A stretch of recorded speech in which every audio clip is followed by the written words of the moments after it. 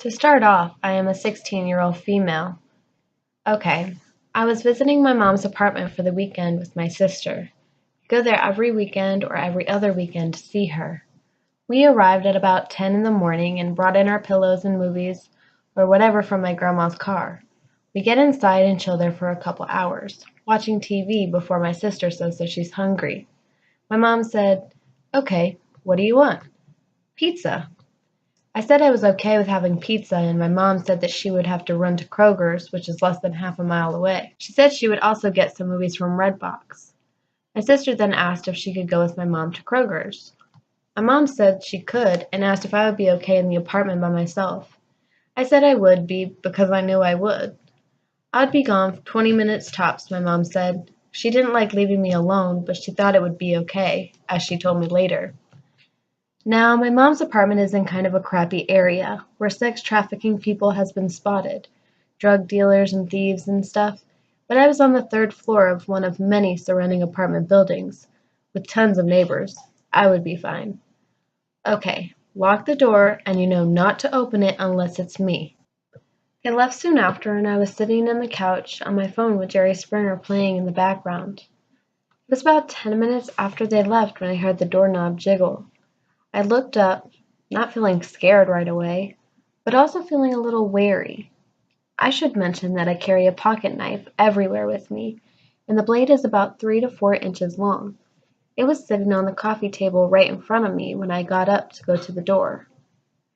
I'm only 5'3" and I knew not to open the door, so I grabbed a chair and stood on it to look through the peephole. That's when I shit my pants.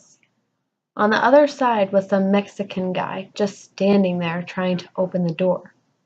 Of course, being how I am, I try to laugh myself out of being afraid, because I had no reason to think he was going to do something to me.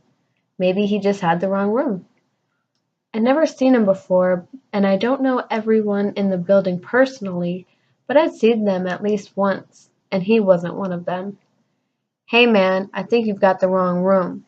He froze, his eyes glued to the door handle and then at the peephole. He probably could tell exactly where I was when I spoke. I swear we made eye contact and the white of his eyes were so yellow I thought he had jaundice. Then he all of a sudden started ramming his shoulder into the door, like full-on shoulder ramming like in football. I jump off the chair and grab my phone and knife and run into a room with a window and lock the door. I call my mom's friend who lives in the apartment building across the street and started crying hysterically and said, "Jess, someone's trying to break in. Call the cops, bring Chris, and please just get over here." She didn't even hesitate. "Oh God, I'm coming." Within seconds of hanging up, I call my mom. The guy is still hitting the door, and he's yelling in frustration now.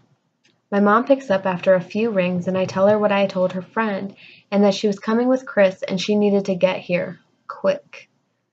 All she said was, "I'm coming." By the time I saw Jess make her way down 2 flights of stairs and across the road with her boyfriend, my mom was flying down the road and was there within mere seconds of me calling. They all raced inside and I heard everyone yelling in the hallway. I unlock the door and peek outside of the apartment to see Chris holding the guy against the wall while my mom hugs me and Jess is screaming at him. Long story short, the police arrived and took my statement, and the man first denied it by saying, "I thought it was my room." But then he ended up confessing that he wanted to see me and talk to me because he thought I was pretty. The police officers had him in handcuffs and ran a background check on him, and what came up was not surprising. He had a warrant for an arrest charge on a woman and had been arrested for child molestation and kidnapping. Yeah, we didn't sleep that night.